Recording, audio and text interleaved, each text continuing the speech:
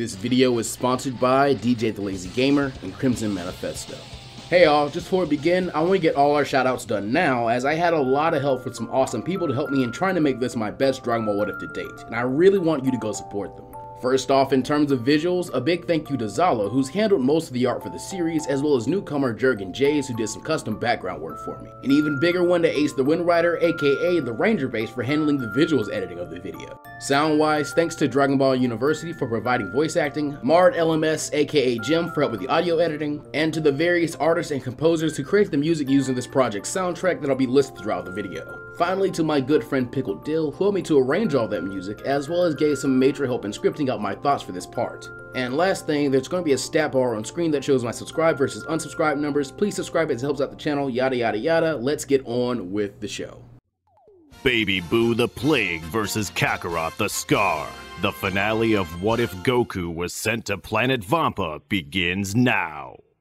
Our tale resumes once again with a view years into the past, but this time, back to what originally seemed less than interesting in comparison with the epic conclusion to King Cold's last desperate grasp at universal domination. As the Big Getty star begins to lose operating power due to the King's absence, a control room located at the space station's center falls into chaos as Cold's final four biological lackeys, and therefore his top generals, quickly lose all direction. Babidi accusingly brings up the very poignant question of why Dr. Mew would do something as stupid as to tie their main trump card to Cold himself being within range. However, the Doctor coolly replies that he simply made the invention to the King and that sniveling Whelp Kikuno's specifications. It isn't his fault that the tyrant happened to be egotistical, short-sighted, and in constant need of reassurance from yes-men. Berry Blue lowly snarls in contemptuous agreement, as having served the Cold family for the longest, she had come to understand their particular weaknesses, and her king had always suffered from nearly crippling overconfidence, while Kikuno droops his head in shame at similarly being unable to deny the accusations of the newcomers to their regime. Ever the pragmatist, Berry Blue looks to the three men,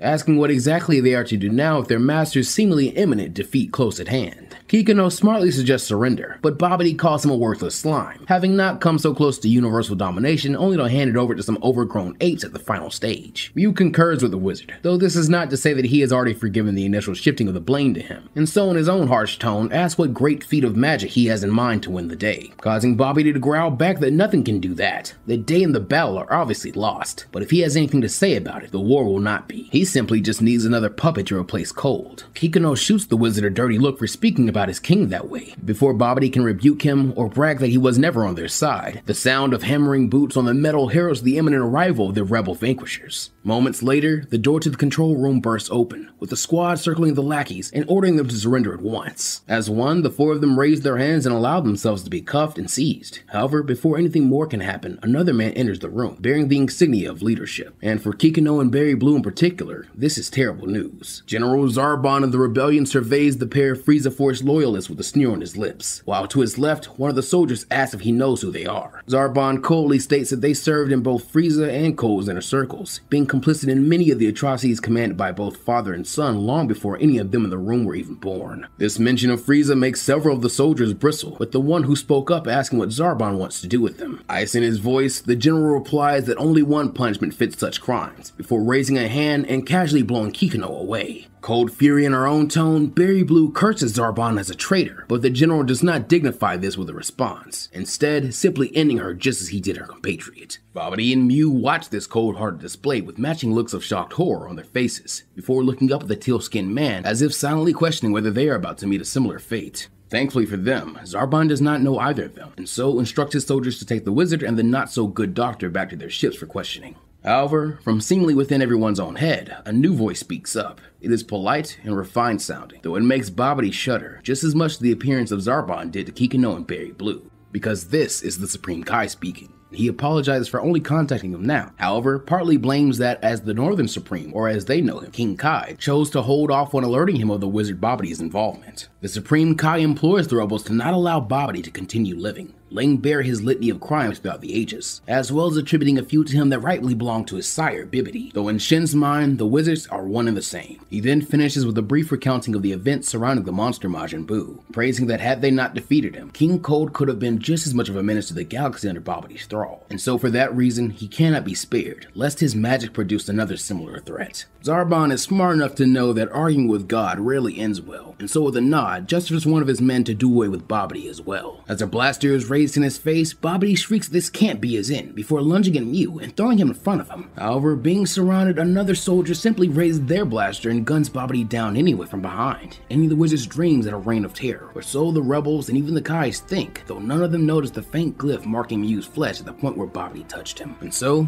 peace returns to the universe at last. Those who serve King Cold till the end are tried for their crimes during the war, and Dr. Mew is no exception. As the last living member of Cold's inner circle, there are many among the Galactic Patrol hierarchy who wish to make an example out of the Doctor. But to Mew's credit, he didn't rise to such heights for nothing, and so, just as he did with King Cold, he quickly offers himself up as a valuable asset. Thanks to his knowledge of the universe's criminal community, as well as his access to Cold Force secrets and resources, he is able to strike a deal in which he will work for the Patrol in exchange for his freedom. Not to mention, his being the last of a nearly sane exterminated race also helps his case when it comes to the last remaining hero of the Rebellion's old guard, the newly crowned Galactic Patrol King Vegeta. After also being persuaded to rat out a few of his more questionable scientific former allies like Goichi or Dr. Raichi, the former rebels accept these terms, and so Dr. Mew is finally allowed to begin his repensatory work as the Galactic Patrol's chief scientist. However, this is where Bobbity's mark comes into play, as the glyph is revealed to be an exact copy of Bobbity's consciousness, now dwelling inside Mew's mind. Though the wizard sought to simply override the Doctor, he quickly finds that Mew's will is far too strong for true possession, and so the wizard and scientists are forced to come to an agreement in order to coexist within the same mind.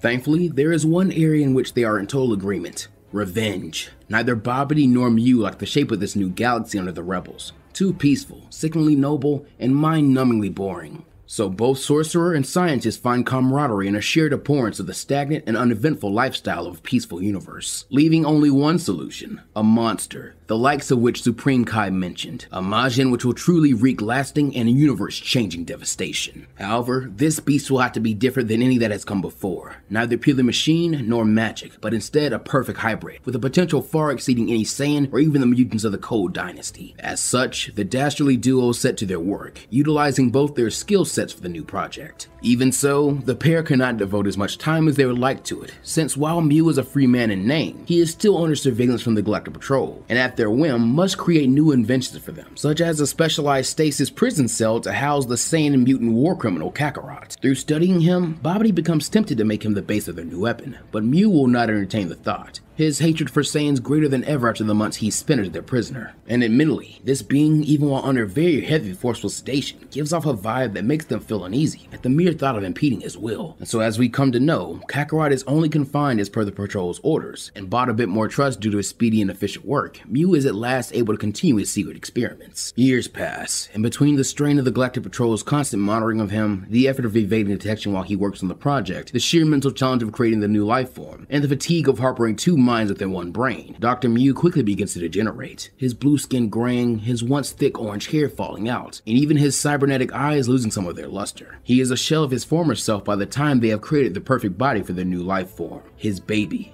And at last is able to turn to his partner in Bobbity to finish what they have started. Over the course of several more months of hard work, the wizard is able to enchant the baby's body and imbue it with magical powers that even exceed its creators, until at last it is ready for the final touch. On a moonless night deep underground in Mew and Bobbity's secret sublab, the wizard uses the final remnants of his magic ability to open a portal, though not just any portal, a portal to the deepest depths of hell. With a mighty cry of para para, Bobbity calls forth one of the abyss's denizens, a being of pure primordial evil not dissimilar from the original Majin Buu, and binds it inside the baby's body. Mew, in a voice distinctly all his own, cheers at their success, but a quickly fatiguing Bobbity greedily claims their need to press on. Their goal is to make something more dangerous than Buu, then one is not nearly enough, and so he repeats the spell over and over, each time at the cost of another fragment of his and Mew's thankfully shared life force and sanity. A grand total of 107 more times the spell is cast, until at last the body cannot hold any more pure malice. The cost is obviously great, as though it has only been 6.5 years since this project began. The body of Dr. Mew seems to have aged nearly 70, but as Mew and Bobbity stare up into the eyes of their creation, they know it is all worth it. At last, they have given birth to this perfect monstrosity, their baby Buu.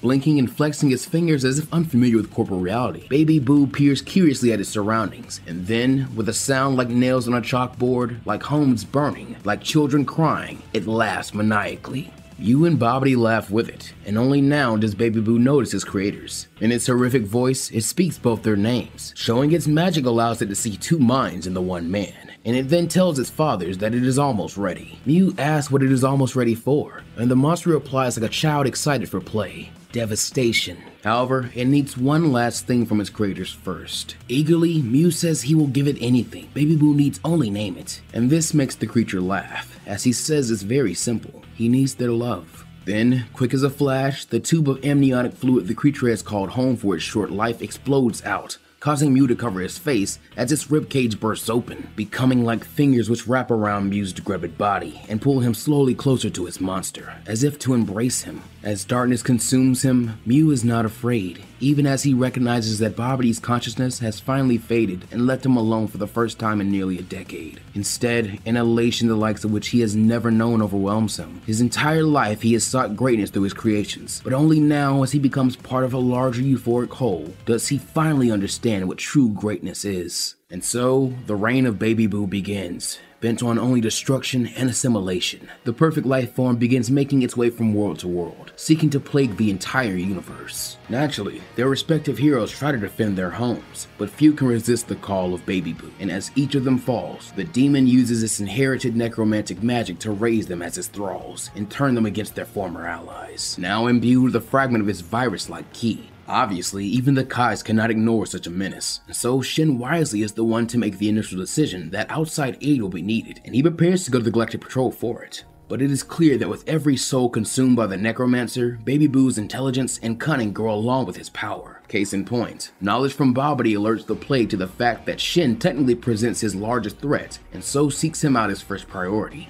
The Supreme Kai is little more than a minor irritant to the Eldritch Abomination, and so, on the surface of the planet of the Kais, the ruler of the universe sends his attendant Kibito away as a last hope, and breathes his last. And thus with him, dies the god of destruction of Universe 7, Lord Beerus. Perhaps the only being who could surely dispose of Mew and Bobity's malevolent creation without issue.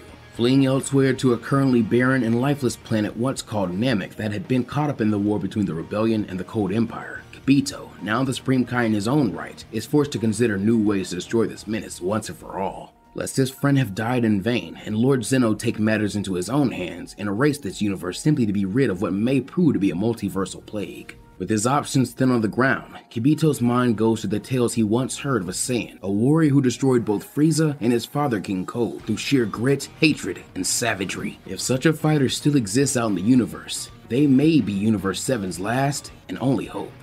And so, this is where we find our hero, even as he denies the title, claiming instead that he will kill anyone who threatens his universe. Zabel and the other members of the Galactic Patrol then give him a rundown of his targets, as well as the plan to form a team of warriors to assist Kakarot in his battle against Baby Boo. But the scarred Saiyan gruffly shrugs this off, saying such hangers-on will only slow him down. However, there is a hint of something beneath this gruff exterior that suggests to Zabel that perhaps his reluctance is not entirely based in pragmatism. Nevertheless, the patrolman presses the issue, saying that he wasn't asking Kakarot's permission, since these fighters will be there as a countermeasure to him just as much as Baby Boo admittedly, should he lose control again. But this only earns a bark of mirthless laughter from Kakarot, as the influence of Broly's spirit residing in him grants our fallen hero knowledge unearned as well. So he places a pair of fingers to his head and vanishes with a wild grin. Zabel's eyes widen beneath his helmet, and while cursing something about Kakarot still being a rambunctious idiot, he scrambles after it with a much more practiced instant transmission. Still being in a relatively weakened state though, Kakarot can't get very far, only hopping to the nearest strong power as a way to prove that Zabel and his lackeys do not have him on as tight a leash as they might think.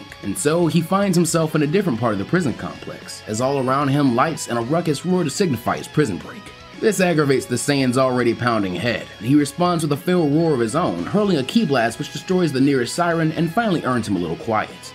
Unfortunately, this silence is short-lived, as a voice angrily barks at him to knock it off. Spinning around, he sees that he is in what seems to be a reception area, where a patrol woman is nervously demanding he put his hands up, while between her and Kakarot is another man, a humanoid with green hair, who is also giving the Saiyan a piercing look with his one uncovered eye, as he tells him to do as the patrol woman said. Smirking, Kakarot asks her what, to which the stranger dryly answers or he'll put a hole through the Saiyan's head. Sauntering towards him in interest, the scarred Saiyan says the other man wouldn't dare, but he is promptly proved wrong as without hesitation, green-haired man levels a finger gun and fires a concentrated bolt of ki. With a perfect bullseye, Kakarot stumbles backwards, and without waiting to see him fall, the green-haired stranger looks back at the receptionist. Sorry about the noise, by the way. Did that oaf have a bounty? No, but if you want money, I've got a job, and you seem perfect for it.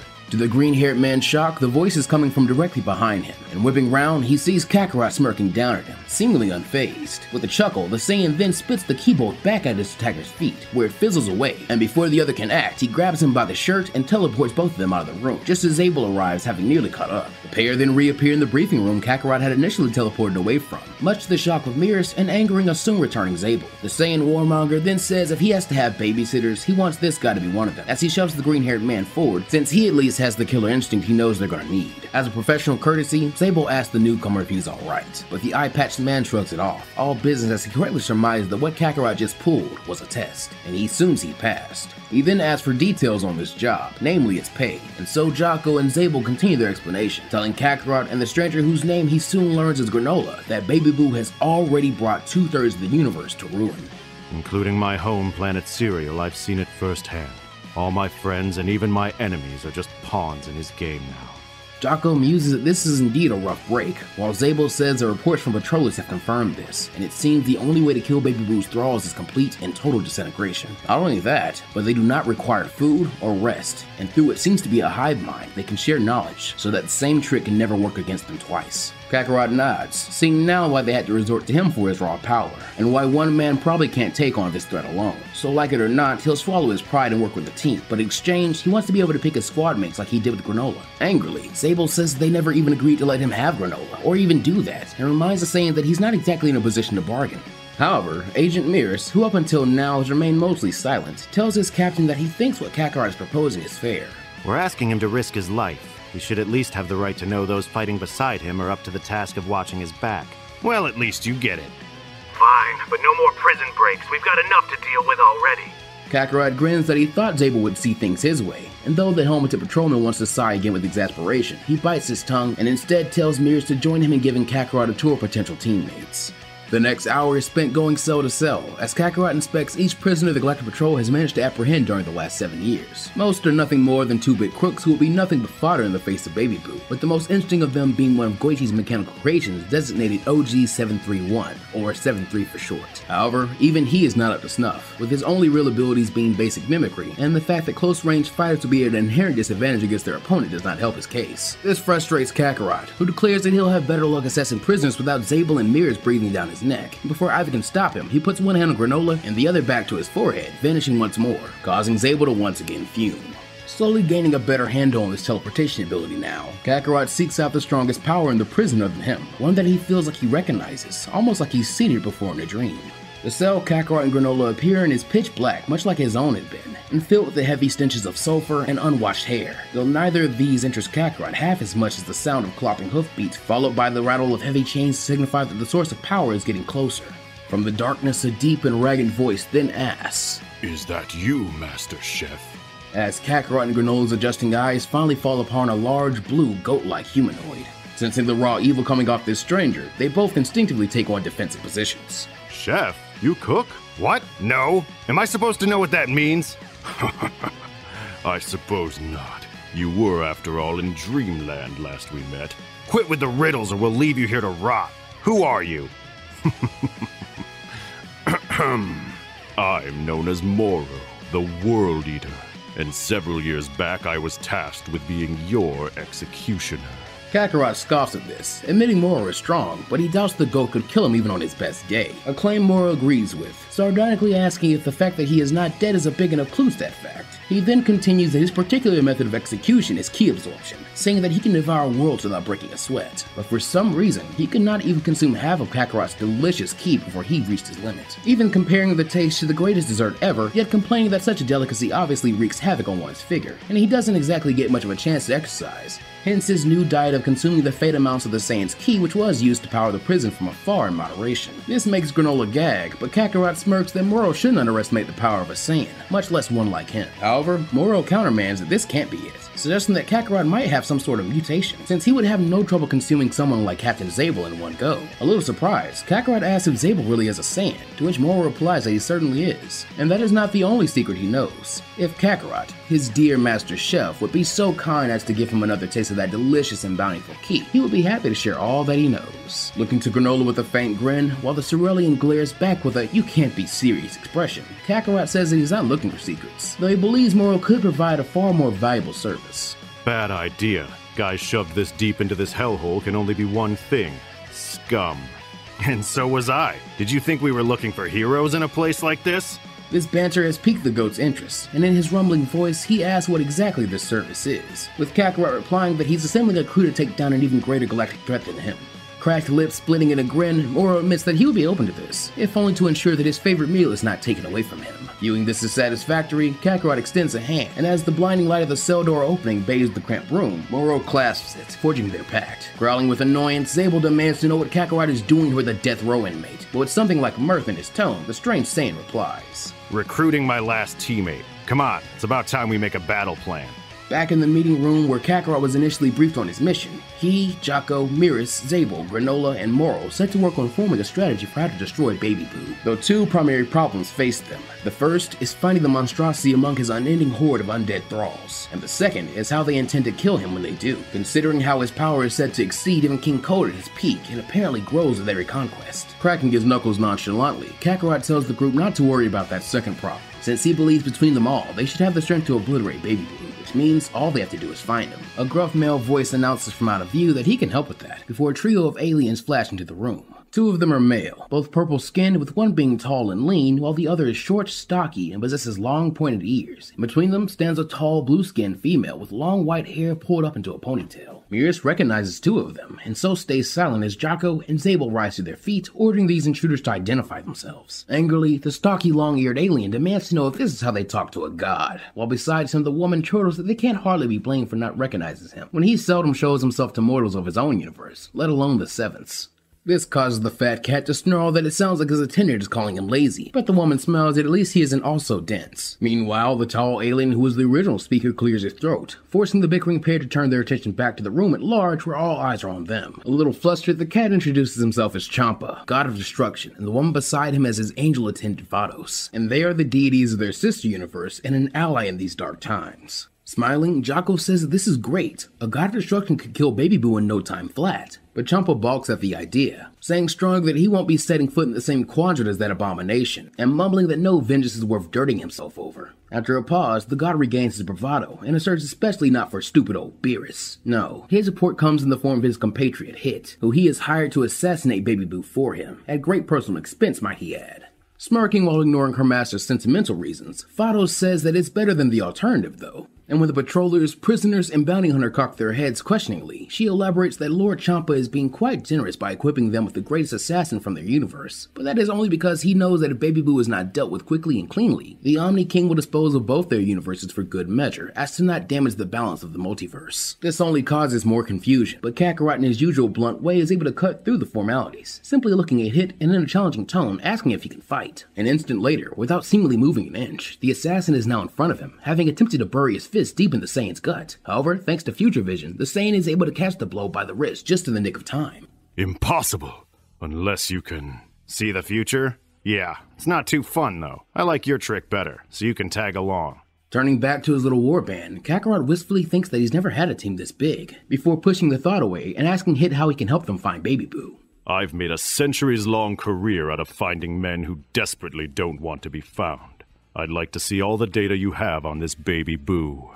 Jocko, having heard of how terrible of God of Destruction's wrath can be, decides that he will give Champa's envoy anything he desires, and so leads the man over to a computer terminal to go through records. Meanwhile, Zabel and Miris make their way over to Champa and Vados for more information, while Kakarot returns to sit with Granola and Moro, acting as a bit of a circuit breaker between their evident distaste for each other. After Champa becomes fed up from fielding Zabel's questions about the Omni King and multiversal threats, and Vados finishes what appears to be a rather serious conversation with Miris, who, as evidenced by their hugging, seem to be more familiar with each other than the first appearances would convey, the deities depart, wishing the heroes luck, and a few minutes later, Hit emerges from his research, saying that he has a strong hunch where Baby Boo is going to strike next. The group of warriors comprising of Kakarot, Miris, Jocko, Zabel, Moro, Granola, and now Hit then board a Galactic Patrol spacecraft and make haste for a planet called Kabocha on Hit's recommendation. During the flight, Zabel insists that Kakarot and Moro be restrained, but Kakarot simply destroys his cuffs by flaring his aura the second they are on him, to show the patrolman once more that any notions he may have of control only exist by the grace of Kakarot himself, even going so far as to snap Moro's shackles for him as well. This causes the ride to be quite tense, and after about an hour, they finally reach the planet, but to their horror, already see the signs of Baby Boo's devastation etched into the land like a scar. Not bothering to wait for his allies, Kakarot teleports to the surface in curiosity, where he is greeted by a level of carnage unseen even during the war. The battle is already over, as a mountain of dead line the streets, while the only ones moving are a shambling mass of aliens. When they sense Kakarot, the denizens of this planet unnervingly turn as one to face him, but as they make eye contact, there is no sign of malice. Instead, they smile. The nearest alien to the Saiyan then speaks up, a small girl, though her voice carries the weight of billions of lifetimes, as she asks Kakarot if he has come to join them. Scowling, Kakarot tells her as if, before demanding to know where Baby Boo is. Still smiling, the girl replies that they are all Baby Boo, and he could be too if he would just reconsider, since it's ever so peaceful and feels so nice. Oh, Kakarot, we've been waiting for you. Have you come to join us? Fat chance! I'm just here to kill Baby Boo. Where's that coward hiding? Silly Billy, we're all Baby Boo. And you could be too. Ask yourself, wouldn't you like to experience true peace? Gritting his teeth at this disgusting mockery of actual freedom, Kakarot barks that he gave up on experiencing peace a long time ago, before demanding once more that they bring forth Baby Boo, the real Baby Boo, so he can kick his ass and end this farce. Sighing, the girl says it's a real shame he won't choose peace, but it's no matter, since he'll know it all the same. You poor thing, you can't even see how ridiculous you're being. No matter, you will soon. She then lunges at him, with the other infected doing likewise, and not a moment is lost in communication, as they are all in perfect sync. But even a well-organized group of ants are still just bugs at the end of the day. Raising both hands to prove this, Kakarot heartlessly fires off a volley of ki blasts, which blow away the girl and other attackers without any trouble. However, despite taking what would be mortal blows for living beings, they are nothing more than minor irritants to some of the undead who are not completely destroyed by his attack. Once more, Kakarot blows them away, this time creatively stopping his approach to manifesting massive heart-like hands in the shape of the Uzarus out of his ki, and using them to smash, squish, and clap the horde into submission from afar. But once more they rise, over and over again, until Kakarot, who is still not back to his peak state, begins to flag. And with creatures such as this, all they need is the slightest advantage. Taking a microsecond too long to charge his signature two-stage Gyoza gun, a wave of undead grapple his arm, dragging him down as another mass take the other arm, and a third group pin his body to the ground, causing the scarred sand to roar in fury while using his raw ore to burn his opponents away. But he can barely make a dent in the piles, with more infected taking their place, and ensuring that he is truly trapped while only wasting his energy. A new speaker, a long-headed squid-like alien, then steps into view. Oh, Kakarot!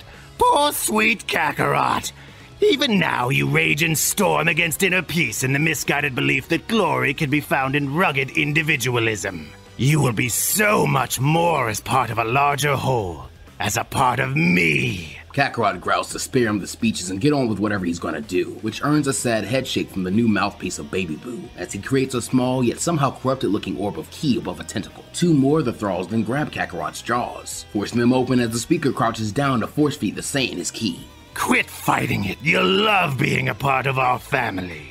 Family? No, his family died fighting monsters like this. And with that revelation, Kakarot lets out a scream that shakes the very planet, as from his gigantic roar, a massive mouth beam similar to his mentor's break cannon reduces the squid and a large part of the horde to dust, as in the corner of his eye, the Saiyan sees something materialize. It is Zabel, with the rest of the group, having finally locked onto Kakarot's ki while fighting their own horde of thralls, an instant transmission to him to regroup. Briefly vanishing, Hit reappears in front of the thralls, pinning Kakarot's left side down, and in the next instant, all bear the evidence of powerfully quick yet precise blows, resulting in the damage needed to sever the connection with Baby Boo and knock him away, but while conserving excess power and not destroying the bodies completely. While Miris, Zabel, and Granola use a volley of blasts to clear away the pile of corpses pinning Kakarot's right arm, as well as to provide cover fire to keep their squad from being overrun as he was. When the Saiyan has a little bit of movement, he throws a mighty punch, sending those still clinging to him flying, and to keep them from coming back, the World Eater appears next to Kakarot and manipulates the planet's energy like a geyser of light that bursts from the ground to obliterate the horde, though this very obviously fatigues him. But shaking this off, Moro then grabs the extended arm and pulls his beloved Master Chef to his feet, asking in a tone that Kakarot could almost mistake for genuine concern if he's alright. Kakarot in turn surprisingly nods with a grateful smile, apologizing for getting in over his head. He then tells the others that he doesn't think the real Baby Boo is here, since if it was, it would have spoken to him directly rather than using vessels. Hit, Granola, and Miris all agree, army, saying they should fall back, but Zabel and Moro disagree, with the GOAT wanting to stay a bit longer so that he can consume the remainder of the world's ki to replenish his strength, while the helmeted Saiyan believes they can still win this fight if they do it together. Sneering, Kakarot barks that the patroller knows if they stick around longer, they'll die here, but Zabel coldly retorts that death is only scary when the thing most precious to a person is themselves, causing Kakarot to snarl, as that sickening righteousness reminds him of someone. Though Zabel ignores this and lets out a war cry, as he uses a dirty fireworks to incinerate another large swath of enemies. Unfortunately, it also draws the ire of every other thrall, and as the patroller attempts to replicate the feat, their foes are able to collectively marshal enough ki to endure it.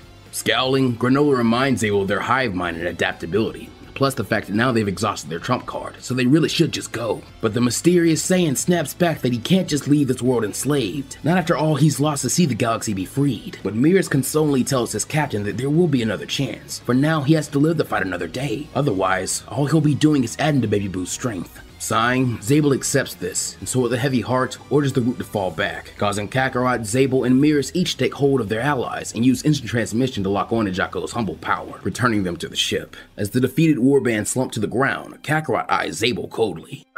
What are you looking at? I'm wondering if you really are Vegeta under that helmet. This caused the whole ship to fall silent, with everyone here knowing that name and the legacy that comes with it. With his own sneer, Zabel asks what it matters. They're here to fight a war, not reminisce about the last one. Then without another word, he takes his place in the pilot's chair, pulling their ship out of orbit. No one even bothers to restrain Kakarot or Moro this time, with each warrior too engulfed in their own thoughts. Finally, after a long pause, Hit asks the patrollers where they are going. Zabel states as if obvious, back to base, so they can get better gear for the next fight. But Mirrors tentatively suggests that their equipment might not be the issue. Baby Boo is so insidious because of its perfect unity, while during that last fight, they were, well, frankly sloppy. What they need is time. Time to familiarize themselves with each other's strengths and fighting styles. Head gruffly states that as an authority on the subject, time is a resource they are sorely lacking right now. But Mirrors smiles that he might know where they can get a little more. Slowly coming to the same epiphany, Zabel asks if he means that world, and Mirrors nods, reminding its being uninhabited would make it a low priority for the Necromancer. Convinced, the captain punches in the coordinates, and the ship jumps away. The world in question is a barren one, with the only sign of its lost civilization being a lone pyramid. Mirrors tells his allies that this is their destination, and so the group all head inside, only to find that the space beyond the pyramid's antechamber is an endless white void. Grinning, the purple patroller tells them that in this place, 3 days pass in the time it takes one to pass outside, meaning they can effectively triple the efficiency of their training. Not to mention, due to this being a different dimension altogether, it will hide them from their enemy, and it also has a magically replenishing supply of food for those amongst them who should need such a thing. From here, a period of training ensues. However, everyone still gains something. Firstly, Kakarot, who upon getting an open space to exercise in and decent food, finally begins to feel as if he is returning to his full strength. And having not done so for nearly a decade, the time to learn how to act on a team again is also crucial for him. Mirrors and Zabel train together closely, with the captain seemingly trying to learn that same autonomous dodging technique as his friend, though they seem to come to a conclusion that this is not an ability his analytical mind is well suited for, instead focusing on trying to catch up to Kakarot, who lights a mighty fire beneath just about everyone. Moro is forced to learn a more efficient way to fight with allies while not draining their energy, to compensate for his being unable to do so against their foes lest he become a thrall himself. Though the time with Kakarot, and even Granola to an extent, seems well spent, as his aloofness begins to melt in what appears to be genuine camaraderie, while the sniper actually finds Hit as an amazing mentor to improve his critical point lock-on techniques, as well as help him practice against a foe whose speed he can't hope to match. The assassin is, however, sure to get a few spars in with Kakarot, as he refuses to believe his time skip can be predicted, slowly but surely pushing both their time-based abilities to higher heights. This becomes the trend. As he grows more jovial through this, Kakarot lends himself as an aid to everyone's training, doing what he can to help them as Broly would have. Like teaching Granola to throw a proper punch to help him in close quarters combat, or Moro his new ki construct technique by allowing him to eat them, giving Hit the simple advice of adding feints to some of his attacks when he is unsure if they will be truly one-shots, and even aiding Mirrors and Zabel's training by giving the helmeted Saiyan another superior sparring partner to test himself against, and vent some of that pent-up frustration, as he knows all too well how limiting it can be. And through doing this, he begins to almost recognize his ki. Finally, at the end of 3 months on the inside, and thus a month on the outside, the warband feel powered up and synchronized, thus are ready to take a second swing at Baby Boo. However, after all their intensive training, their clothes and equipment are more than a little worn down, and so it is decided that first they will return to the Galactic Patrol prison to restock before trying to find Baby Boo's next target, because even now, as they begin to easily deal with the hordes they run into along the way, their growing frequency is troubling. However, to their horror, this second task proves utterly unnecessary, as when they land at the prison, everything is eerily quiet, with the usual sound of patrollers and technical staff chatting as they work being completely absent. Wanting to break the tense silence, Jocko asks one of the technicians if he's working hard or hardly working. But when they respond with the same sing-song serenity that Kakarot heard from Baby Boo's vessel, the Saiyan doesn't hesitate to vaporize the tech. What the hell was that for? It's already been here. As shock crosses the faces of the patrollers and the team, Moro nods that the Master Chef is right, since just like on Kabocha, he can't drain anyone's ki here. While Granola concurs, taking a quick scan and reminding that he can see everyone's ki, and all the people here have that same nasty sludgy sort as back on Kabocha as well. Very perceptive. Too bad you still lack the wisdom to see that being a part of me isn't something to be feared. The speaker then reveals himself to be 7-3, the android that Kakarot had previously dismissed to be a part of his crew. So what do you say? Come on, you'll love it. Granola tells the android that he can shove that idea up his tin can ass, and when the others confirm that the Cerulean does speak for all of them in this matter, 7-3 sighs deeply, while transmitting an order to attack through the hive mind. From seemingly every nook and cranny of the landing pad, patrollers, technicians, and prisoners alike spring forth, moving first to destroy our hero's ship to prevent a unified escape, before turning their attention to divide and conquer Kakarot and Co. Knowing that their only choice is to fight, the group go instinctively back to back to protect one another as well as the mostly helpless Jocko. Sizing up their various opponents, it doesn't take long to figure out that 7-3 poses the most pressing issue. Being familiar with his power duplication ability, it is decided the long-range fighters like Granola and Zabel should focus on him, leaving the rest of the crew to fend off the remaining horde. And with these thralls being made up mostly of former rebels trained by Broly and Vegeta themselves, they are objectively the most powerful undead the crew have faced so far, making them thankful their training has given them their own unity. Unfortunately for them, 7-3 cannot be blown away as simply as the other thralls, and so, taking a sprinter's position, he rushes at them. Urgently, Zabel tells his allies not to let 7-3 touch their necks, since that's how he absorbs powers, with Kakarot scoffing that this is why he didn't pick the copycat, before leaping up and delivering a vicious spin kick to the droid's cranium. This is enough to send 7-3 flying into a pack of the thralls, but he is not down, rising to his feet moments later with infinite energy, and ruthlessly tearing his corpse allies apart to hurl at Kakarot and cover his next speedy rush. Kakarot, though being a wily one, ignores the gore flung at him, and waits until his foe is close before placing 2 fingers to his forehead and vanishing out of view.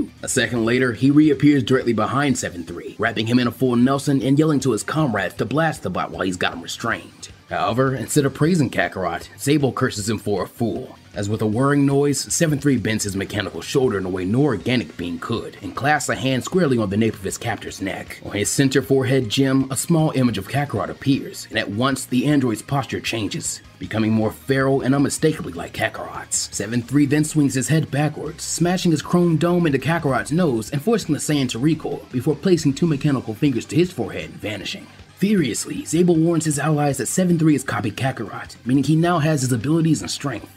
A claim which the android is eager to prove right as he reappears between him and Granola, grabbing each of them by the napes and absorbing their powers as well. However, 7-3 chooses to keep Kakarot's portrait front and center as he slams the warrior's heads together before dropping them and is transitioning away, now being forced to keep up these hit and run tactics to buy time, as the warband's efficient teamwork has already decimated Baby Boo's small and inconspicuous ambush force. 7-3's next target is the group of close-range fighters, with him materializing behind them like he did to Granola and Zabel. Lashing out a hand, he goes first for mirrors, but as luck would have it, the purple patroller is able to dodge the attack before he could even see it, almost like his body has a mind of its own. Not wanting to waste time on a difficult target, 7-3 switches to Moro, who uses the skills he learned in the time chamber to fire a blast at him. Sadly, the goat is no match for someone possessing Kakarot's power, and so 7-3 merely bats this away before going for the throat. However, before he can steal Moro's strength as well, hit time skips between them, delivering a chop to one of the bot's arms to sever it, and thus rob him of his memory on one side, before the android retreats in concern. This at last looks like a winning strategy, as Hit is now able to use his own hit-and-run tactics to keep 7-3 from touching him or any of his other allies. But unfortunately, there is one thing the assassin from Universe 6 fails to consider, that each set of eyes of the defeated corpse is on him as another thrall analyzing his movement pattern, and sharing it with the hive mind to allow 7-3 to predict where he'll be next. With the combined efforts of everyone and the accumulated fighting knowledge of hundreds of species, it takes less than a dozen skips for the thralls of Baby Boo have matched his pattern. As Hit next leaps in, 7-3 is ready, and so dropping low, uses his legs to trip the assassin, before holding him down using Kakarot's raw strength. This neutralizes his ability to skip away, and with a single movement, 7-3 has Hit's powers as well. As this happens, the heroes of Universe 7 watch as Zabel's portrait disappears from the gem, being replaced by the assassin. Thankfully, this gives Moro as the craftiest among them an idea, as he creates shackles made from the planet's ki to slow down the android. Calling out to Granola, he tells the Cerulean to target the gems on 7-3's head, since it seems they not only display whose power is held, but also houses them, meaning that if they destroy them, they'll also remove those powers and prevent 7-3 from replacing them. Granola nods, and so attempts to snipe the crystals from afar, but unfortunately 7-3 is already on the move, targeting Moro now, not to copy him, but to silence him as the team's strategic coordinator. Switching the hit's powers, the android time skips in front of the goat, then rotating to Granola's, he raises a finger and jabs it out, clearly aiming for a vital point. However, this grand plan is thwarted by Jocko of all people, as in an attempt to look cool, the cowardly Patrol King bravely leaps in front of Moro and takes the hit just below the shoulder, enduring the pain to fire his blaster, which shatters the gem containing Hit's powers. As his new wound bursts from a delayed key charge, Jocko hits the ground, while Granola used this chance to unload with both hands on 7-3's head now that he can't time skip to avoid the attacks, destroying the crystal with his own face on it and even Kakarot's before dropping the now headless android in a heap.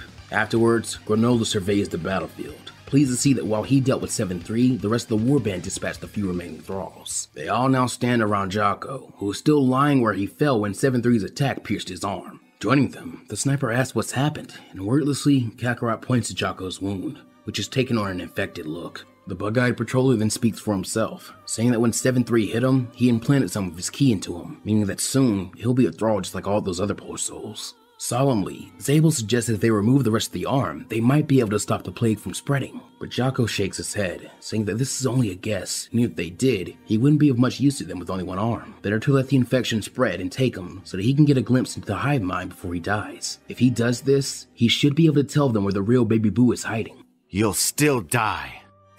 It's the responsibility of a super elite to die in the line of duty, if it will protect the galaxy.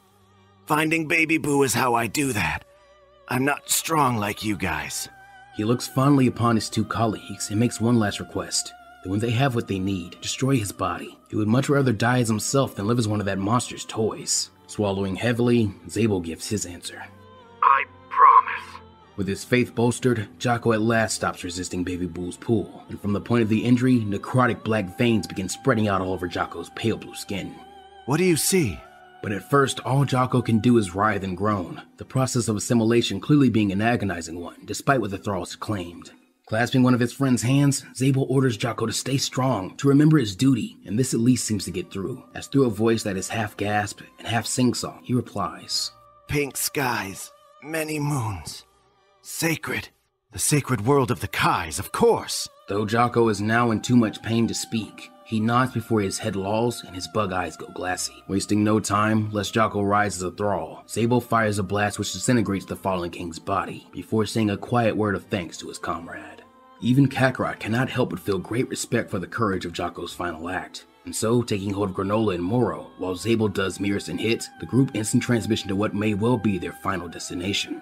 There is only one immense power on this world, nearly so large as to appear imperceptible at first, likely a part of their target strategy to hide away and conquer from afar. And as the remaining heroes lay eyes upon the source, none of them have any doubt that this is the original Baby Boo. Baby Boo! You'll pay for killing my friend! Silly Prince, I didn't kill your friend, you did. All I did was offer him a chance to trade in the humdrum for something way more fun. Knowing the sort of anger his fellow Saiyan is feeling, Kakarot lays a hand on Zabel's shoulder to stop him from attacking as he tells the demon it's over. He's all alone and they've got him cornered, so he might as well give up and they'll give him a quick death. But Baby Boo laughs once more, a hint of mania to it this time, as en masse, figures begin to materialize behind him. Dozens, hundreds, thousands, millions, billions of faces, all sharing his smirk. You're so slow on the uptake, I'm never alone. Anyway, that don't matter, since I've seen how you die, monkey guy, and it's gonna be in a grand arena in an awesome blaze of glory. And just how did you come by this knowledge, demon? You remember Tulo, right? Turns out his kids took after him in the power department. Did you ever think about having kids, Prince? I mean, before your paramour, well, you know. Don't you dare talk about how could I'll kill you! You could try, sure, but my buddies will rip you to pieces before you get within 20 feet of me. Or, and hear me out, we could play a little game. Now doesn't that sound more fun? What game? Nothing strenuous, just a little tournament of sorts. The 6 of you against my best champions. Guessing that's what you mean by a grand arena. It is. and naturally all of you will die and become my bestest friends forever and ever. I just want you to have a sporting chance since you're my last hope at entertainment. In this universe, at least. Fine, but I'm fighting first. Oh, I hoped you'd say that. I've already picked out an extra special opponent for you. Raising his hands high, the demon manifests a coliseum clearly made from the bones of countless sapient beings. An arena big enough for his army of death to occupy is a constant reminder of his supremacy. He then softly lifts off the withered ground of this once sacred place, and touches down in a large viewing box bearing twin thrones. With a twitch of his fingers, he beckons Kakarot to join him with the other one. And not wanting to waste any more time, the Saiyan plays along, flying up to the box and taking his seat, a good bit away from Baby Boo. The rest of the warband take positions in the stands, while Zabel moves to one end of the arena to meet his opponent. On the other end, a swirling black vortex opens up, and from it steps a figure most of them know, but none of them had ever expected to see again: Vegeta. Sporting the same dead eyes as the rest of the thralls, there is little else to distinguish him from when he was alive, and as he approaches his foe, he even adopts that same cocky yet heroic grin. Is this the worthless wretch you called me back to destroy? Sure is. Oh, Zabby, this must be a nasty shock for you. But don't worry, you'll be joining him as part of my family real soon. That's right, even if I don't kill you when you're dead, you're mine.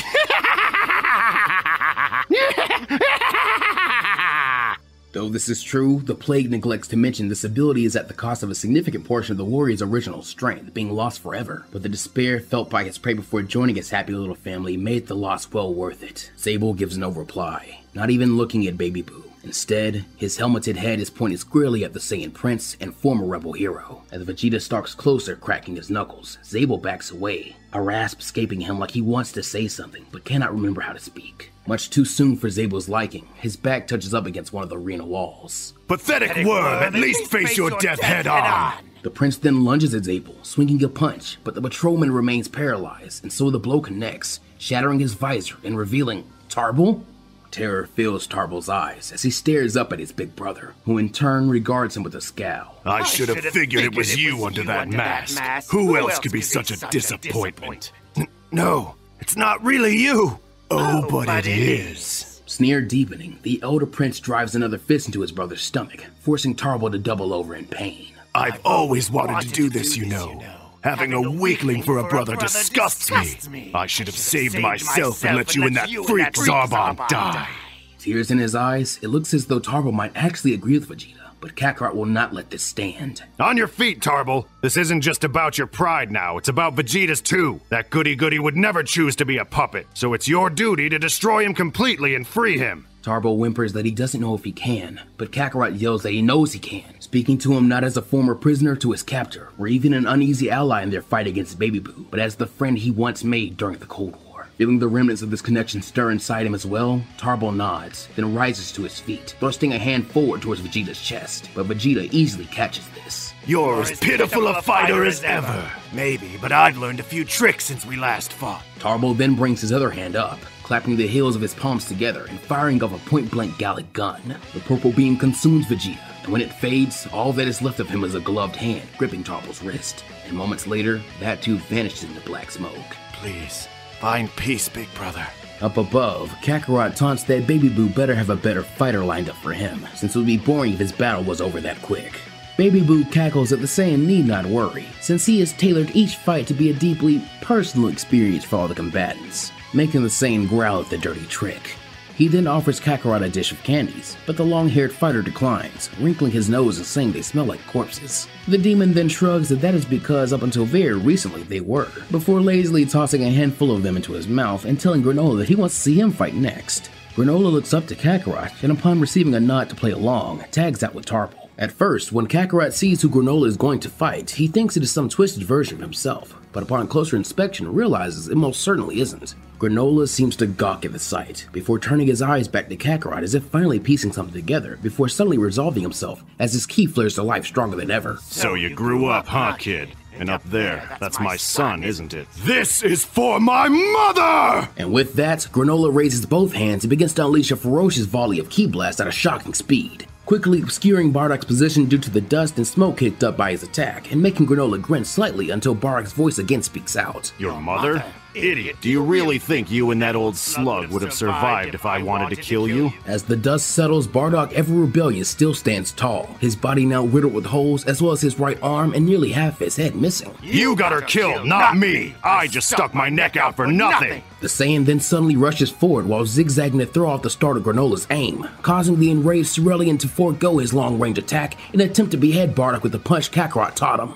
However, the undead rebel simply shifts his body slightly so the blow flies harmlessly through one of the already gaping holes the sniper created, allowing Bardock to gruesomely snap Granola's arm back at the elbow, and causing the younger man to screech in pain. This then creates a second opening for the undead Saiyan, as he wrenches Granola's arm behind his back, pinning the broken bone and allowing Bardock to wrap his remaining arm around his enemy in a chokehold. Sorry, you're way stronger than me, so the only way I can send you to meet her is underhandedly. As Granola quickly begins to turn purple, flailing with his one operable hand to try and pry the arm off, the warband and particularly Moro cry out for him to stay calm and focus. If he loses his head, he's as good as dead already. Something in this advice twinges in Granola's brain, making him think on what Bardock has revealed, and of Jocko, and how sacrifice is sometimes needed to achieve victory. And so, defying his every natural instinct, the Cerulean pulls his hand away from Bardock's arm, and instead points it at his own injured one. With a muffled scream, Granola fires another blast, this time small and concentrated, which cuts cleanly through his own elbow, severing and cauterizing it, in an instant changing Bardock's grip from a 2-point pin to a less stable headlock. Having not expected something so reckless, the Saiyan, along with all the other spectators, are caught off guard, just long enough for Granola to deliver an elbow to the ribs as he puts all his weight into dropping out of the chokehold and rolling away. Tossing the now useless arm aside, Bardock praises the bounty hunter. Pretty gutsy, brat, but I don't think you thought that one through.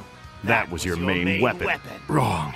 If I've picked up anything from your kid and the others, it's how to be versatile and make the most of what I got. He then lets out another roar of anguish as the flesh and bone around his elbow begin to flake and burn away as bright green ki erupts from the wound as a construct resembling a sniper rifle. Resting his head against the new weapon and closing one eye to create a scope using oatmeal, the green-haired warrior levels it at Bardock's head, telling him to say his prayers. Bardock bellows, priming his warrior spirit, but this is all he gets to do, as moments later Granola lets off a single shot of ki far greater than any he'd ever managed before, as he is knocked into the air from its recoil, and the round eviscerates not only the entirety of Bardock's head this time, but also the majority of his upper body. With so much critical damage sustained all at once, the Revenant cannot regenerate, and so fades away into smoke. The only remnant of him being a red bandana similar to the one Kakarot once wore in honor of his fallen brother, which Granola catches from the air and ties around his wounded arm. Here, cracks begin to form in Baby Boo's facade, as he snaps at Granola to get off the field, telling Miris to replace him. Miris does so with stoic determination, his expression not changing when a tall, blue-skinned figure with a white pompadour and a staff steps up to challenge him. There is a striking resemblance between the man and Vados, though it seems that she is not his only family, as in a reverential tone, Miris calls him brother, before both take on an aura of flickering blue.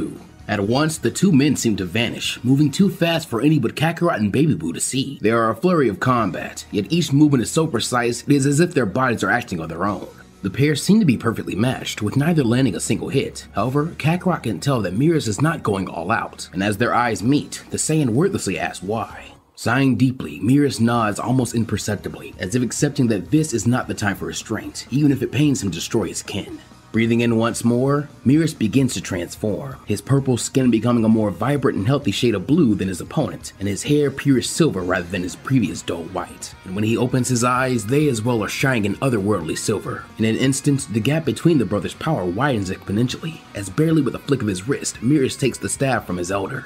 His next move is just as restrained, as with no flourish, he swings the staff horizontally, bisecting his brother and reducing him to smoke like the others. The battle now done, Miris does not detransform, instead glowing as his patrolman uniform is replaced with a similar garb to Vados as he floats over to stand beside Tarble, the staff that seemingly should have dissolved staying clutched firmly in his hand just like Bardock's bandana. In a small voice, Tarble asks what just happened, and his fellow patroller sighs that for the sake of the universe, he has agreed to something he never wanted, and taken his brother's place. It allowed him to win his fight, but for better or worse, he will be unable to aid them in battle any longer. Tarble asks why not, and with an almost sorrowful look, Miris replies that with great power always comes a great price. Moro Moro watches this development with great interest before making his way to the arena. His opponent is similar to Meares' in that they bear no sensible ki, looking like an emaciated version of Champa. Grinning hungrily, Moro addresses the cat as Lord Beerus before welcoming him to try his dreaded Hakai upon him. Kakarot is unfamiliar with this term, but it seems that Meares knows, as he warns Moro not to be so reckless. While Baby Boo, seeing the opportunity to actually enjoy his game again, grins that Beerus should give the old goat what he asked for. The fallen god, seemingly also robbed of all personality by the necromancer, obeys, laying a hand upon Moro's chest and declaring,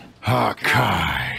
Purple light flashes, but as Moro inhales deeply, the light seems to flicker and dissipate, finally being reduced to nothing. Quite a delightful snack. Nearly as good as the master chef's. But sadly, this is a cheap imitation of what the true god of destruction was capable of. Still, I suppose I've become spoiled. So here, you may have this back. He then manifests that same purple energy in his palm, and with a braying, maniacal laugh, thrusts it back at Beerus' chest, destroying him so thoroughly that he does not even have a chance to turn to smoke like the other revenants. Looking up at Baby Boo, Moro taunts him as pitiful. However, I will give you marks for a good attempt, since next to the rotten ki you've been forcing down my throat, this was satisfactory. He then smugly floats back to his place in the stands, as Hit, the last member of their warband aside from Kakarot, takes the field. To the surprise of everyone, his opponent who steps from the swirling black smoke is King Cold in all his monstrous glory. You must be Babbity's creation. I thank you for returning me to the living world. With my new undying body, my reign will be. But no one ever learns what Cold's reign is going to be, as at that very moment, Hit time skips over, ending up behind the tyrant who now sports a hole where his heart used to reside, causing Cold to suddenly collapse forward as the assassin drops it in front of him, thoroughly unimpressed. As Cold fades away and Hit jumps back to his place in the stands, Baby Boo howls in petulant fury, refusing to believe how easily these last few fights have gone for the warband. Chuckling slightly, Kakarot asks if it's his turn, and with no hint of his previous jovialty, Baby Boo hisses at him to get down there already, as he seems to visually put more effort into this next summoning of the undead.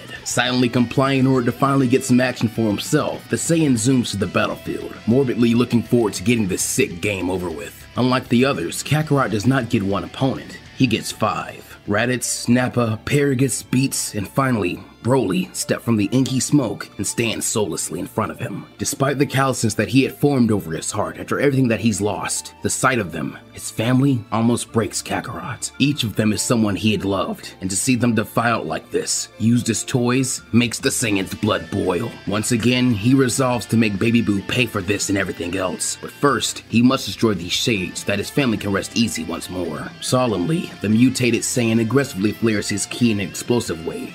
So powerful, yet infused with an unfathomable respect and compassion, so that as his brethren make contact with it, they are instantly and painlessly reduced back to nothingness, leaving Kakarot all alone once again.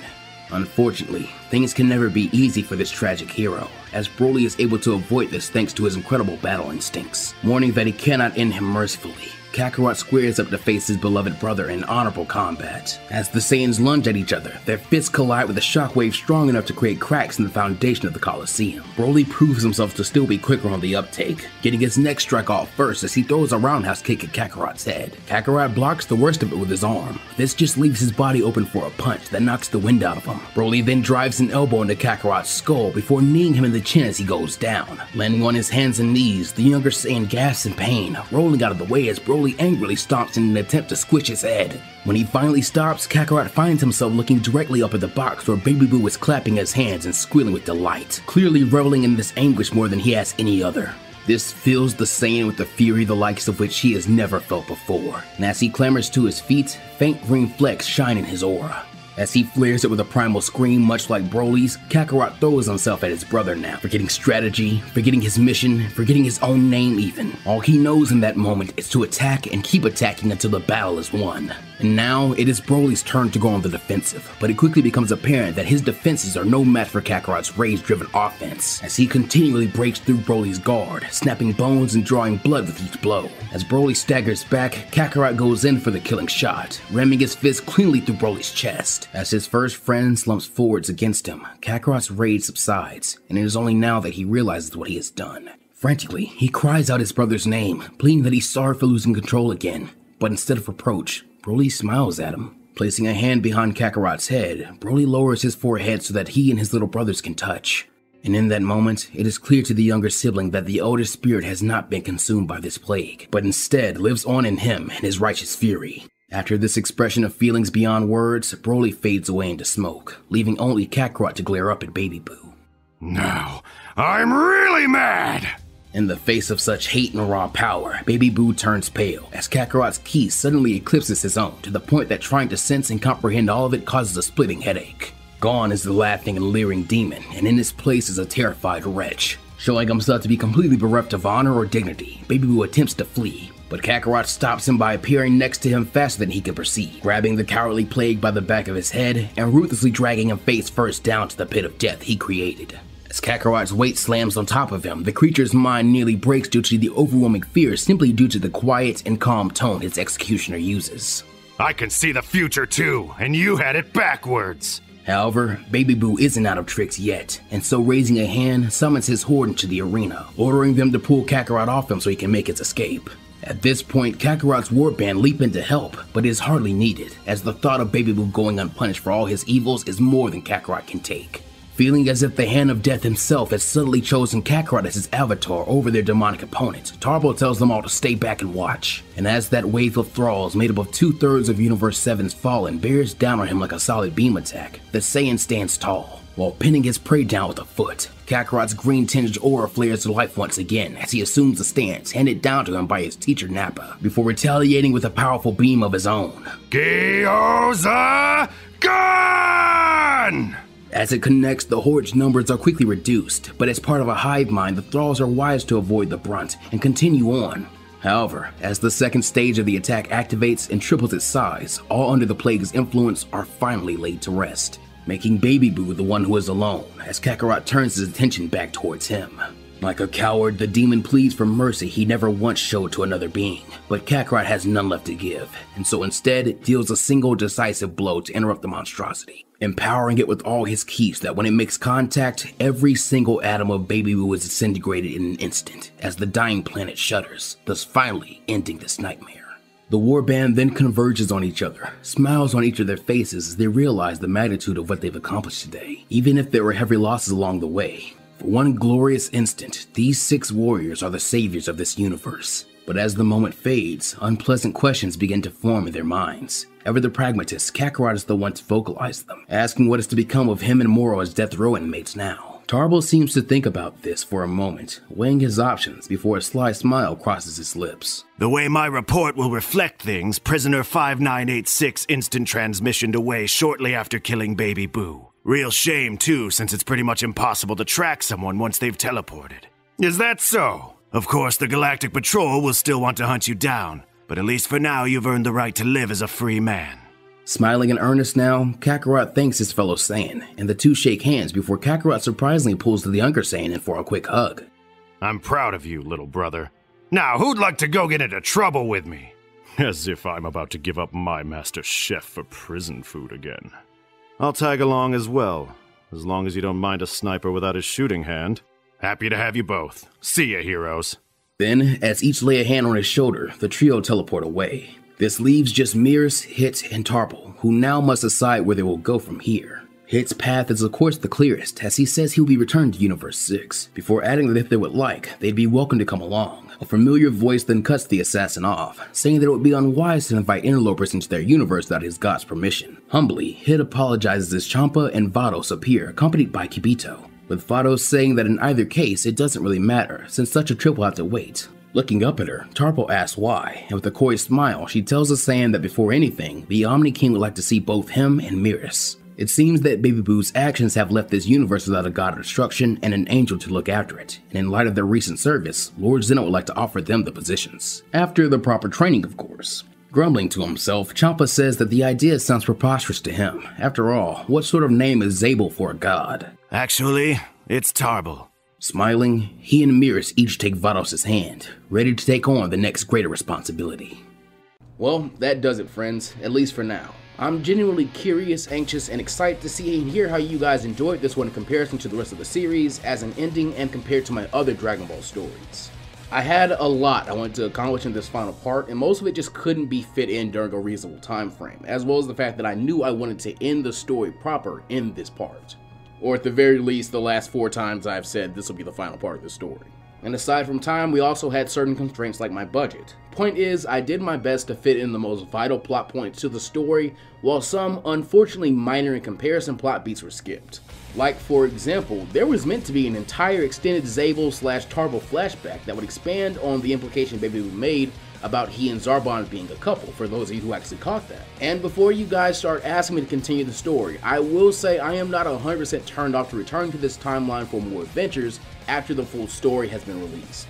But it'll probably only be under 2 conditions, one of which will certainly be met, and that is number 1, we get more content from Super to adapt, and the number 2 is a certain threshold of popularity has to be reached. Let's say, just for a throwout number, if the full story for this series ends up beating out the views on What If Goku was sent to Planet Namek's full story as kind of progenitor series, then at some point we'll return with maybe a season 2 or a book 2 or whatever you want to call it. However, right now we're in the present and we do need to get out of here because this video is very long. And speaking of budget constraints, please consider joining the ranks of these wonderful people known as the patrons in order to aid me against those. Crimson Manifesto, DJ the Lazy Gamer, Dominique, Knuckles OX, Pizza 15X, Aaron Winters, Narku, Normandy 1998, Jay Ray, Omar Cousin, Shannon Roberts, Stephen Norton, Anthony Canales, Daniel Smith, Inebriated, Infernate Beast 326, Jamal Hayden, Kevin, PJ9D3, Safe Serendipity, Samuel Viveros, Vegito Gaming 78, and Zach Haji. As always, thank you guys so much for directly and most effectively supporting the channel. But that's gonna do it, you guys. So as always, be sure to take care of yourselves and the world around you, and to go beyond plus ultra. And I'll see you guys next time.